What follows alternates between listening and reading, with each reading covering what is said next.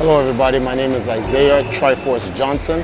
I'm the CEO and founder of Empire Arcadia, the most documented tournament winning video game team in the world. On behalf of Guinness, since I have such a long history with them, I'm honored to point out that Triforce Johnson and Empire Arcadia is recognized as the most documented tournament, having the most documented tournament wins for a gaming team, with that record standing at 2,000, and was achieved by Empire Arcadia as of May 14th, 2015. I've been in Jamaica for about 6 years now, since 2012, and I've come to Jamaica to help build up the eSports infrastructure here with some of the actual people that have been here for longer than I have, and get Jamaica to pretty much have a space in the eSports industry globally. So in order for me to do that, I've taken a lot of the experience that I've learned in the United States for all the different tournaments that I've gone to and the different eSports organizations that I've worked with, and I tried to bring that here and educate and inspire and try to share that information with the people here in Jamaica to help them build the industry. No one person can do it, so this is where I feel that I can contribute to actually helping to develop eSports in Jamaica. And this is one of the things that I'm doing that's a part of my mother's passing wish, and I feel Jamaica can definitely do that in eSports, whether it's through my team or through the people that's been here, that they can form a national team, and however I can help to contribute into doing that, that's why I'm here.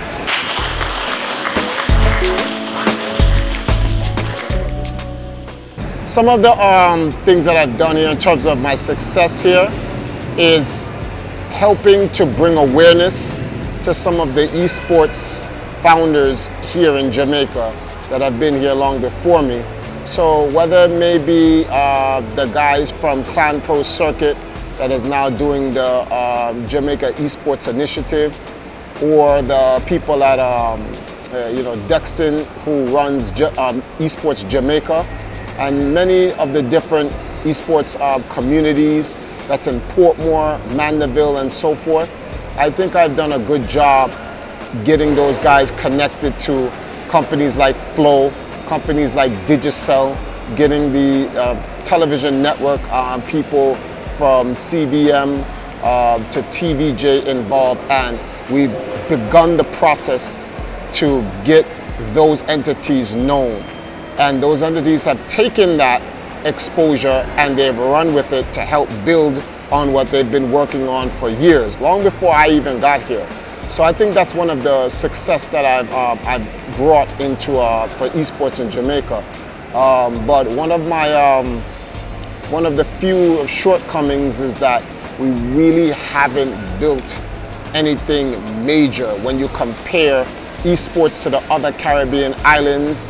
Even the failure of VXG, even with the success of First Attack in Puerto Rico, there are other esports entities in the Caribbean that are far larger than Jamaica, and Jamaica has so much potential.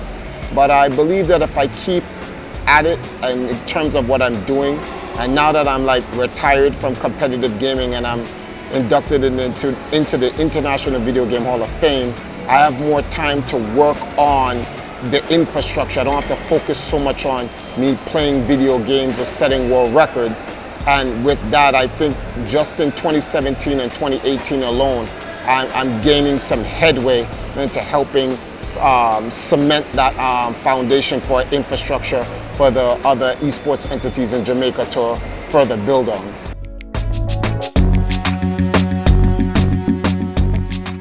So one of the things moving forward in terms of esports in Jamaica is to connect Jamaica back with the back home on the motherland with Africa.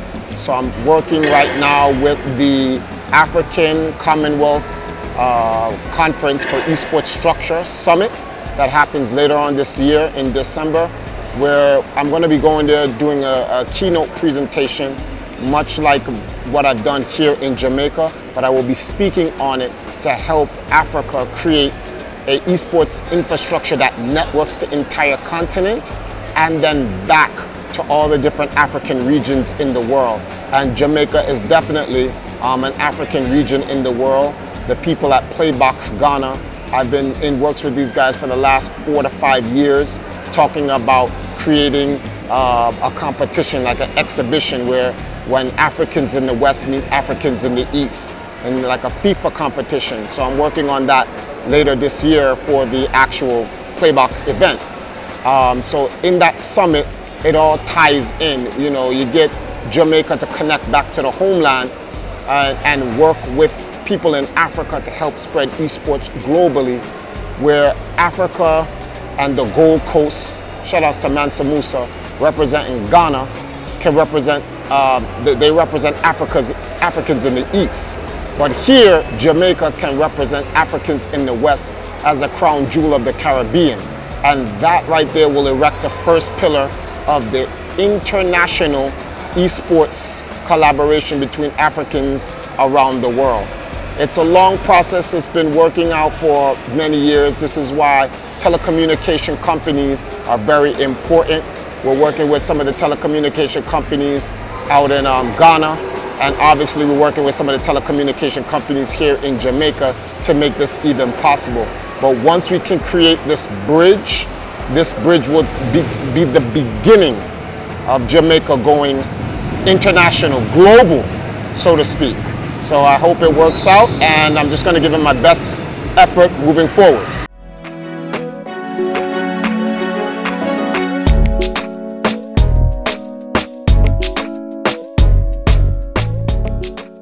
One of the most important things to take away from all of this is how we all need to network together. Like I said before, no one person can help build esports in Jamaica, throughout the Caribbean, throughout Africa, throughout the world. We all have to work together. So organizations like the Lab Video Game TV is very important. They've been on the ground floor long before any of the other media entities started covering video games. We need to work with them and, and get them to help us build the bridge. They provide information in the esports community, in the gaming community in Jamaica that no other media platform in Jamaica has yet to even touch. So without us becoming aware, without us being, known, we need to get out there.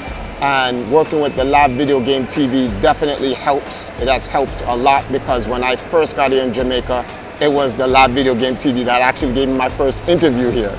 So, definitely talk to the television stations, talk to all the media platforms, social media platforms, YouTube, Facebook, whoever can help get esports out there.